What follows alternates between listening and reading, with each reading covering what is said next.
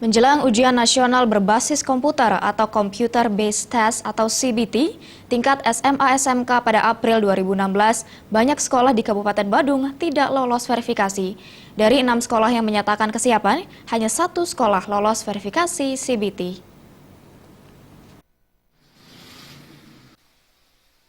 Terkait ujian nasional berbasis komputer atau CBT, beberapa sekolah sudah menyatakan kesiapan. Namun karena terbentur masalah persyaratan, banyak sekolah tidak lolos verifikasi CBT. Salah satu syaratnya adalah setiap sekolah harus menyiapkan perangkat komputer sebanyak 30% dari jumlah siswa. Salah satu sekolah yang belum memenuhi persyaratan melaksanakan UN berbasis komputer adalah SMA Negeri 1 Kuta Utara.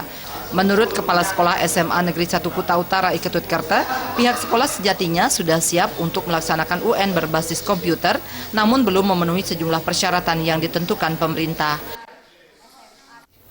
Dengan kesepakatan pemerintah kabupaten, paling tidak tahun 2016-17 nanti kita online, atau dengan menggunakan BCT itu, yang tahun ini tidak bisa, maka kita juga mencoba membuat soal-soal dalam bentuk online. Jadi guru-guru di sini sekarang mempersiapkan diri juga untuk membuat soal-soal yang akan dibawa ke soal BCT itu. Nah, mengapa sekarang ini kita tidak siap ya, untuk online? Karena dari pemerintah kabupaten juga kita berkoordinasi, kalau memang tidak sanggup sekali, terutama dari masalah fasilitas, karena persyaratan secara nasional itu adalah harus memiliki fasilitas komputer itu 1/3 dari jumlah siswa. Nah, peserta ujian SMA Negeri 1 Kuta Utara tahun ini adalah 500.